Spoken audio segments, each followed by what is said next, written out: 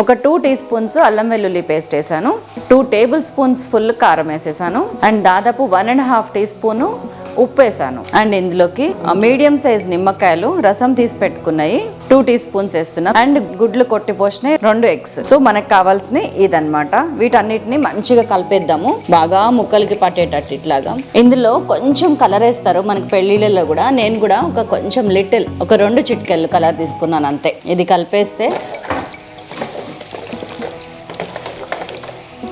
చాలు.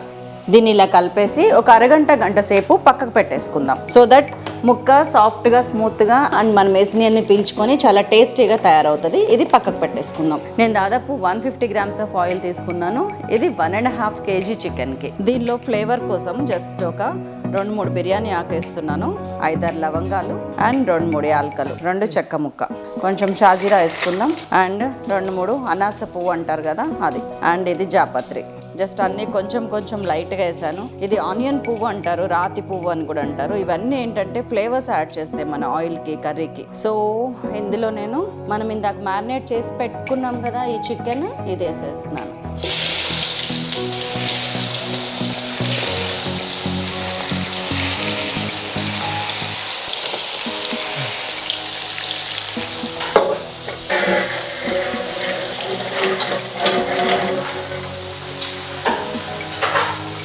దీన్ని ఏం చేస్తారంటే, దీనిలో స్పెషల్ ఏంటంటే మనం వండే ప్రతి ముక్క కూడా మంచిగా కింద బేస్కి తగలాలి. సో అట్లా అరేంజ్ చేసుకోండి అన్నీ కలుపుకొని.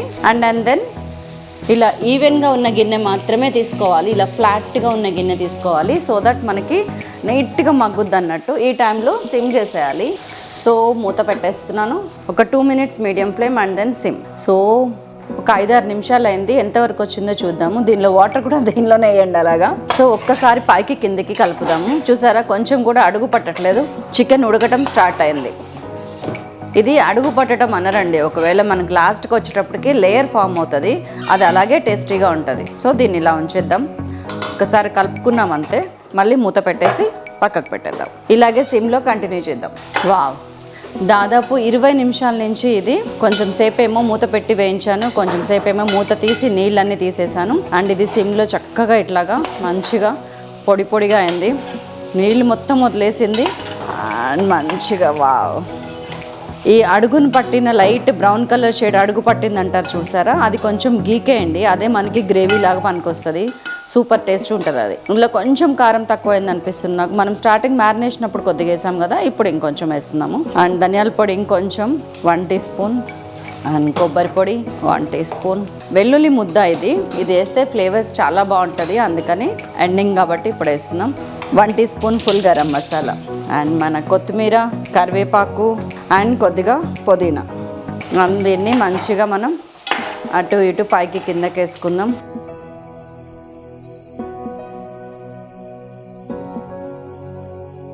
మన లగన్ చికెన్ ఫ్రై అవ్వని చికెన్, మంచిగా ఉడికిపోయిన చికెన్, ఎన్ని రకాల పేర్లు.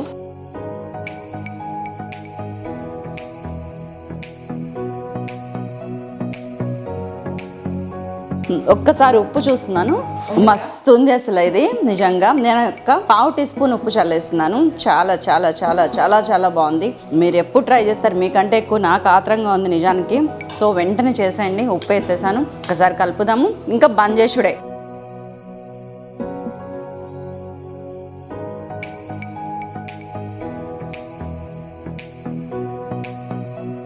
సూపర్ యమ్మీ, సూపర్ టేస్టీ, అత్తిరిపోయే రుచితో మన లగన్ చికెన్ ఫ్రై రెడీ అండి. నేను స్టవ్ బంద్ చేస్తున్నా, ఇంకా బంద్ చేసి తినుడు షురూ చేద్దాం. చలో, మన చికెన్ ఫ్రై రెడీ. బౌల్లోకి తీసినామా, టేబుల్ మీద పెట్టినామంటే ఇలా చిటికలో ఉబ్బేస్తారండి ఈ కర్రీని అయితే.